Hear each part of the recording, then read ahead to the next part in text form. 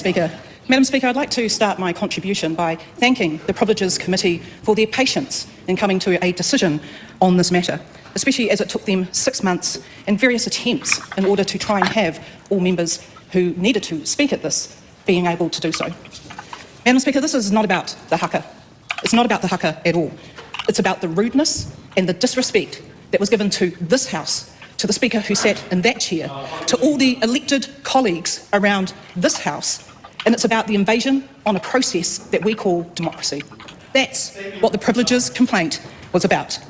And when I listen to what opposition members have said, I've heard them talk about episodes where fights were taking place outside, where there were discussions with a Green member and a National Party member, where there were other discussions that happened in here. In fact, where a Labour Party member also stood and apologised to the House, stood in front of the Privileges Committee and listened to them, even though he stood by what he did. He did man up, turn up, and took respect of the House with him when he did it. When I listen to what has been said across the room, I'm hearing that there's no treaty without Māori, and that's correct. There is also no treaty without the Crown. And in this room, Madam Speaker, we are here as representatives of the Crown.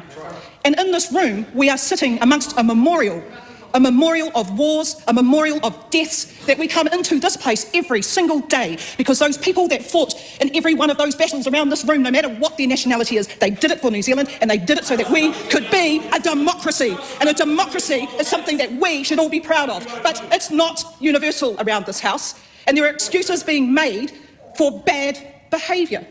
Because in this room, we are here to make laws, to not make laws, to debate, to have the discussions. And this place is so sacred that we can't even have the King in this room. We've got the green carpet here. We can't have them because the elected people of this country sit in this room to have debate. This is not about the Haka, Madam Speaker. It's not about the Haka, it's about process. It's about grandstanding at the expense of this House and how it operates. It's about just being ignorant and arrogant about how we do laws in New Zealand. You do not have to agree with every single law, but we do have a process when you do not. And tell us about the treaty part. What I would like to see from Te Pāti Māori is where we look to unify as a country, where we look to come together to find solutions. But we don't hear that from Te Pāti Māori. All we hear is aggression, all we hear is bullying, all we hear is yelling. And the other thing I'd like to point out, Madam Speaker, is that when it comes to these two-fingered guns, I sat there and had that pointed at me while I was told kino. Now, as a licensed firearm owner, Madam Speaker, if I were to do that to anybody, either in this House or out on the street, I would lose my licence. Why? Because I'd be deemed as no longer being fit and proper. They think it's funny, Madam Speaker. They think it's funny to point fingers and pretend to kill someone. Now, I don't. I take that quite seriously. And when I listen to the Green members talking about disproportion, when it comes to the recommendations of the Privileges Committee, I don't think that it is disproportionate. And if we listen to the members of Te Pāti Māori, they've just told us in their speeches that this is the beginning, that they have no intention of complying to the rules of the House. In fact, they've just gone on and said that they're getting rid of the treaty for 21 days, they're putting it on hold, like they have the power to do that. The power for this nation, Madam Speaker, comes from this House. It comes from this room. And the people put us here to speak to them, not to get out of your seats and start going up to other members of the House and try to intimidate them with your stupid little fingers. Why don't you put your brain into gear, get some words in your mouth and start debating? Because that's what you do in this whare. I've heard that we are bullies over on this side, but we're not the ones that are yelling comments to other people and other members continuously. Actually, I'm just going to make a point at this point that yelling is coming from many areas, so and it varies depending on who's speaking. So carry on, Minister Nicole Mckee. Thank you, Madam Speaker. Madam Speaker, what we've heard from Te Pāti Māori, and I'm trying to look for good ideas, but I've not found any because I've not heard any. What I hear is just a constant barrage of everything that they don't like and that they hate, and when things continue to go along that way, and they do not get their way, then they jump out of their seats, they cross the floor, and they go up and intimidate other members in their faces. Now, that's not something that should be done in this House. And we all know that that's not how you behave in this House. And because of that, we are seeing the decorum and the respect of each other, of members, of process and of democracy absolutely eluding itself, and it should not happen here, not in this whare. Madam Speaker, it took 6 months for the Privilege Committee to even get to a point where they could give a recommendation to the House. And they tried very hard to have the other side be a part of that conversation, but they refused. This is not a disproportionate recommendation that's been made, especially when you look at actually what happened. So, Madam Speaker, the Privileges Committee decision was not about the Haka. It was about Te Pāti Māori bullying their way to change.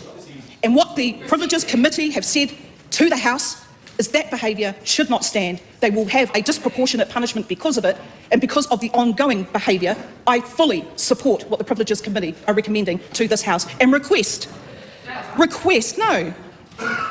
that the members over there grow up and start learning how to debate issues and be a part of a solution instead of making stupid statements like we're going to suspend the treaty for 21 days. If that's the case, I hope you all give up all your wages. I hope you all give up everything that you take from the government in order to then trash the rest of New Zealand, because that's a disappointment to Māori. That's a disappointment to a lot of Māori who tell us they don't support your extremist ways. Utter contempt, not only for the treaty, but also for the process.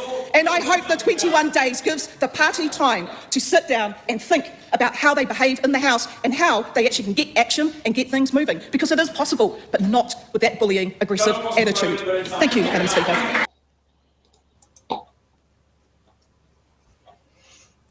I mean, this is the first time that something has been suggested about suspending the treaty. And boy, that, like,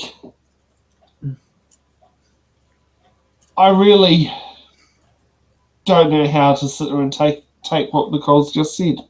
It felt like, I mean, there's some parts I completely agree with her on. I can see why she's come to that conclusion. But there are other parts where it's like, you have partly driven this divide. And it's actually interesting. We noticed like all the national MPs seem to be very quiet. It seems to be the vocal ones seem to even be ACT or New Zealand First. Yeah. I thought that she sounded like a woman who wasn't expecting 100,000 people to turn up at her workplace to tell her she's shit. Well, I thought there was quite a lot of fear and desperation actually behind her tone. Yeah. Now, I think she feels definitely threatened by all of this, but maybe it's not from finger guns, but from the movement that they've provoked against them. I think she's aware and frightened. Sorry. Yeah.